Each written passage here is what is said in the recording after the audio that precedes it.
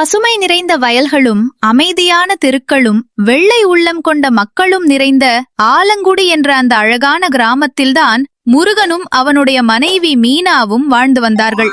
அந்த ஊரில் ஒரு பழைய இரும்பு கடை நடத்தி வந்த முருகன் உடைந்த பொருளையும் தூக்கி எறிய மாட்டான்.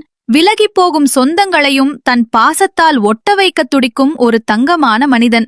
சிறு வயதிலேயே பெற்றோரை இழந்ததால் பெரியப்பா, சித்தப்பா என எந்த சொந்தக்காரர்கள் அன்பாக பேசினாலும் அவர்களை தன் உயிராகவே நினைத்தான். அவனுக்கும் மீனாவுக்கும் குழந்தைகள் இல்லாததால் பட்டு என்ற ஒரு செல்ல பூனையை தன் குழந்தை போலவே பாசமாக வளர்த்து வந்தான். கணவனின் இந்த தூய்மையான அன்பை எண்ணி மனைவி மீனா பெருமைப்பட்டாலும் இந்த உலகத்துல எல்லாரையும் இவ்வளவு குருட்டுத்தனமா நம்புறாரே, ஒரு நாள் இந்த சொந்தக்காரங்களே ஏமாத்திட்டாங்கன்னா என்ன பண்றது என்ற ஒரு தீராத பயம் அவள் மனசுக்குள் தினமும் நிழலாடிக்கொண்டே இருந்தது. இப்படியே கொஞ்ச நாள் போச்சு. ஒரு நாள் முருகனோட பெரியப்பா பையன் செல்வம் முருகன் வீட்டை நோக்கி வந்தான். அண்ணே, என்னண்ணே காலையிலேயே வந்திருக்கீங்க? முகமெல்லாம் வாடி போயிருக்கே, என்னாச்சு? முருகா, அவசரமா ஒரு 10,000 ரூபாய் வேணும்டா. தீபாவளி சீட்டு கட்டணும், கையில காசே இல்ல. நீ தான் எப்படியாவது உதவணும். அண்ணே, கடையில் இன்னைக்கு வியாபாரமே இல்லைண்ணே. மீனாக்கு உடம்பே சரியில்லை. ஆஸ்பத்திரி செலவிற்காக தான் காசு வச்சிருக்கேண்ணே. வேற எந்த காசும் இல்லைண்ணே. பாத்தியா, சொந்தக்காரன் வந்து கேக்குறேன் இல்லன்னு சொல்ற. நாங்க நல்லா இருக்க கூடாதுன்னு நினைக்கிறியா? ஐயோ அண்ணே, அப்படி இல்லண்ணே. இந்தாங்கண்ணே, ஆஸ்பத்திரி செலவுக்காக இருந்த காசு தான். ஆனா உங்களுக்கு இல்லாததா? எடுத்துக்கோங்க. செல்வம் காசு மட்டும் வாங்கிக் கொண்டு நன்றி கூட சொல்லாமல் சென்றான். முருகனுக்கு சொந்தக்காரங்கன்னா உயிர். அவங்க என்ன கேட்டாலும் தன் குடும்ப தேவைய கூட தள்ளி வச்சுட்டு செஞ்சிடுவான். ஏன்னா அப்பா இல்லாத தனக்கு இந்த சொந்த பந்தங்கள் தான் பலம்னு அவர் குருட்டுத்தனமா நம்பினான். ஆனா அவங்களோ முருகனை ஒரு ஏமாளியா, கரவ மாடா மட்டும்தான் பார்த்தாங்க. ஏங்க, இன்னைக்கு காலையில உங்க பெரியப்பாவும் அவங்க மகனும் நம்ம வீட்டு பக்கமா போனாங்க. 2 பேரோட பார்வையும் பேச்சும் சரியில்லை. நம்ம குடும்பத்துக்குன்னு இருக்கிற அந்த 5 ஏக்கர் நஞ்சை நிலத்து மேல அவங்க கண்ணு ரொம்ப நாளா இருக்கு. கொஞ்சம் உஷாரா இருங்க.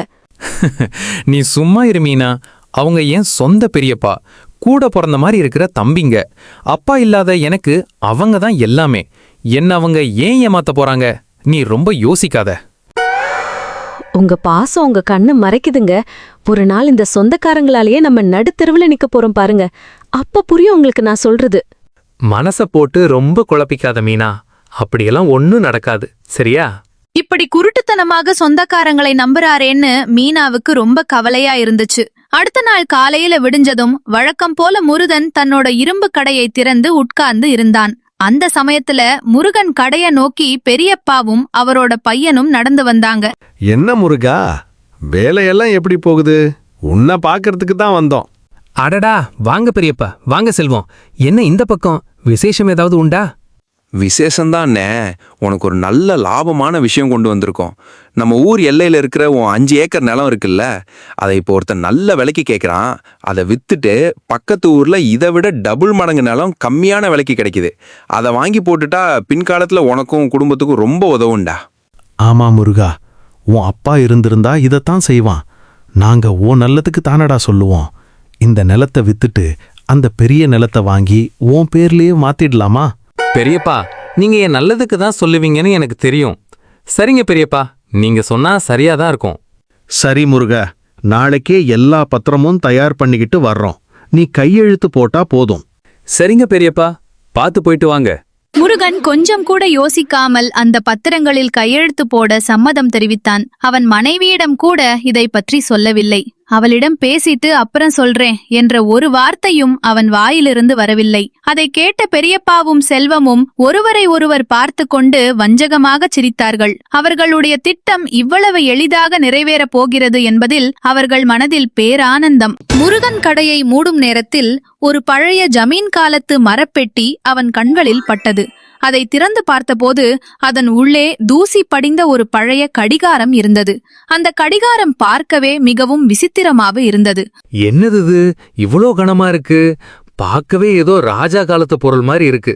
ஆனா ஓடல. சரி, வீட்டுக்கு கொண்டு போய் மெதுவா கழட்டி பார்ப்போம்.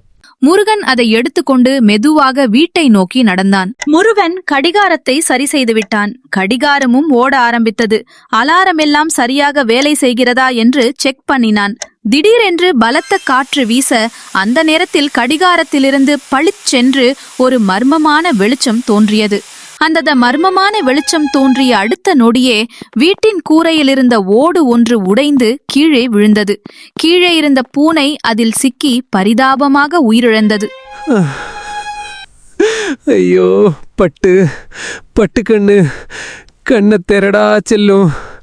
என்னடா ஆச்சு உனக்கு? அப்பா கூப்பிடுறேன்ல, கண்ணை திறந்து பாருடா. ஐயோ பாவி மகனே. முருகன் அழுது கொண்டே பூனையை புதைத்துவிட்டு சோகமாக உட்கார்ந்திருந்தான். கோபத்தில் அந்த கடிகாரத்தை பார்த்து, எல்லா இதாலதான் என்று முணுமுணுத்துக் கொண்டு அதன் முள்ளை பின்னோக்கி திருப்பினான். அடுத்த நொடியே மீண்டும் பலத்த காற்று வீசியது. கடிகாரத்தின் மேல் பளிச்சென்று ஒரு மர்மமான வெளிச்சம் தோன்றியது. சில வினாடிகளில் இறந்து போன பூனை பட்டு உயிருடன் அவன் முன் வந்து நின்றது. முருகனுக்கு தன் கண்களையே நம்ப முடியவில்லை. இது சாதாரண கடிகாரமில்லை, காலத்தை மாற்றும் ஒரு மேஜிக் கடிகாரம் என்பதை அவன் புரிந்து கொண்டான். அதே நேரத்தில் இன்று காலை பெரியப்பாவிடம் கையெழுத்து போடப் போகும் நிலத்தின் எதிர்காலம் என்ன ஆகும் என்ற ஆர்வம் அவனுக்குள் எழுந்தது. முருகன் அந்த மேஜிக் கடிகாரத்தின் முள்ளை ஒரு வாரத்திற்கு முன்னோக்கி திருப்பினான். கண்ணிமைக்கும் நேரத்தில் கடிகாரம் காலத்தை கடந்து ஒரு வாரம் முன்னே சென்றுவிட்டது. முருகன் தன் வீட்டின் வெளியே நின்றிருந்தான். வீட்டுக்குள் அவன் பெரியப்பாவும் பெரியப்பாவின் மகன் செல்வமும் அமர்ந்து ஏதோ தீவிரமாக பேசிக் கொண்டிருந்தனர். அவர்கள் பேசுவதை முருகன் அமைதியாக நின்று கவனிக்கத் தொடங்கினான். டேய் செல்வம், அந்த முருகன் எவ்வளவு பெரிய ஏமாளி தெரியுமா? நம்ம சொன்னதை எல்லாம் நம்பி பத்திரத்தை கூட படிக்காம கையெழுத்து போட்டுட்டான். இப்போ வீடு, கடை, நிலம் எல்லாமே நம்ம பேர்ல. அவன் மட்டும் கையில ஒரு காசு கூட இல்லாம நடுத்தெருவுல நிக்கிறான். அவன் நிஜமாவே ஒரு ஏமாளிதான்பா. சொந்தக்காரங்கன்னு சொன்னா உயிரையே கொடுக்க தயங்க மாட்டான். அதான் நாம சொன்னதையெல்லாம் கண்மூடித்தனமா நம்பிட்டான். இப்ப பாரு, ஒரு காலத்துல கடை வைத்திருந்தவன் இன்று கோயில் வாசல்ல பிச்சைக்காரன் மாதிரி உட்கார்ந்து இருக்கான். முருகன் அதிர்ச்சியுடன் நின்றான். தான் ஏமாறப் போகும் காட்சியையே முன்கூட்டியே பார்த்து கண் கலங்கினான். தற்போதைய காலத்தில் கோயில் வாசலில் தன்னுடைய மனைவியுடன் சாப்பிடக்கூட வழியில்லாமல் தவிக்கும் தன் நிலையை பார்த்து வேதனைப்பட்டான். அந்த காட்சியையெல்லாம் காலத்தை கடந்து வந்த முருகன் அமைதியாக பார்த்து கொண்டிருந்தான். அப்போது அவனது பார்வை மீண்டும் அந்த மர்ம கடிகாரத்தின் மீது விழுந்தது. அடுத்த நொடியே கடிகாரம் அவனை ஒரு வாரம் பின்தள்ளி கடந்த காலத்திற்குள் அழைத்துச் சென்றது. தான் நம்பிய சொந்தக்காரர்களே தன்னை ஏமாற்றியதை அறிந்த முருகன் இந்த முறை எப்படியாவது அந்த சதியை முறியடிக்க வேண்டும் என்று முடிவு செய்தான். என்ன முருகா, நேத்து அந்த நில விஷயமா பேசியிருந்தேனே, அதோட பத்திரம் தான் இது. ஒரு கையெழுத்து போட்டா போதும், வேலை முடிஞ்சிடும். அப்பதான் டபுள் மடங்கு நிலத்தை உன் பேருக்கு உடனே வாங்க முடியும். டேய் செல்வம், பெரியப்பா, இத்தனை நாளா என்னை ஏமாத்துனது போதும். இத்தோட உங்க நாடகம் முடிஞ்சிச்சுடா. என்னென்ன பெரியப்பாவை மதிக்காம இப்படி பேசுற? மரியாதையா? சொந்த ரத்தத்தையே ஏமாத்தி நடுத்தெருவுல நிக்க வச்ச உங்களுக்கு எதுக்குடா மரியாதை? பக்கத்து ஊர்ல டபுள் மடங்கு நிலம் வாங்கி தரேன்னு சொல்லி பணமும் தராம நிலத்தையும் பிடுங்கிட்டு என்னை வீட்டை விட்டு துரத்த பாத்தீங்கள? முருகா, உனக்கு இதெல்லாம் எப்படி தெரியும்? நான் இரும்பு கடை வச்சிருக்கேனே தவிர இரும்பையே திங்கிற மிருகம் இல்லடா. இந்த சொத்து கடையெல்லாம் என் உழைப்பு. என் மனைவி பிள்ளைங்களுக்கு சேர வேண்டியது. ஒரு சின்ன கையெழுத்து கூட விழாது. இனியும் என் கடை அப்புறம் வீட்டு வாசல்ல உங்களை மாதிரி நரிகளை பார்த்தேன், அப்புறம் நான் மனுஷனா இருக்க மாட்டேன். போங்கடா வெளியே. நீ அப்பவே சொன்ன மீனா, இந்த சொந்தக்காரங்க கிட்ட ஜாக்கிரதையா இருங்க, உங்க பாசம் உங்க கண்ணை மறைக்குதுன்னு நீ அப்பவே சொன்ன. நான் தான் விவரம் தெரியாம அவங்க பேசின போலி பாசத்தை நிஜமே நினைச்சு குருட்டுத்தனமா நம்பிட்டேன். இப்ப எனக்கு எல்லாமே புரிஞ்சு போச்சு. இனிமேல் நான் யாரையும் குருட்டுத்தனமா நம்ப மாட்டேன் மீனா, என்னை மன்னிச்சிடு. சரிங்க, வருத்தப்படாதீங்க. உங்களுக்கு புரிஞ்சிடுச்சு, எனக்கு அதுவே போதும். எனக்கு சொந்தங்களின் வஞ்சகத்தை முன்கூட்டியே தெரிஞ்சிக்க ஒரு மேஜிக் கடிகாரம் கிடைச்சது. ஆனா நிஜ வாழ்க்கையில வாழ்ற நமக்கு அப்படி ஒரு வாய்ப்பு கிடைக்காது. நமக்கு கிடைச்சிருக்கிற ஒரே மேஜிக் விழிப்புணர்வு மட்டும்தான். சொந்த பந்தங்களை நேசியுங்கள், தப்பில்ல. ஆனா அவர்களை குருட்டுத்தனமாக நம்பி உங்கள் குடும்பத்தின் எதிர்காலத்தை இழந்து விடாதீர்கள். சொந்தங்களையும் அளவோடு நம்புங்கள். ஆயுள் வரை நிம்மதியாக வாழுங்கள். இந்த கதை உங்களுக்கு பிடிச்சிருந்துச்சுன்னா வீடியோக்கு லைக் பண்ணுங்க, உங்க நண்பர்களுக்கும் ஷேர் பண்ணுங்க. இது போன்ற மேலும் நல்ல நல்ல கதைகள் பார்க்க நம்ம மோரல் டாக்ஸ் சேனலை சப்ஸ்கிரைப் பண்ண மறக்காதீங்க. நன்றி.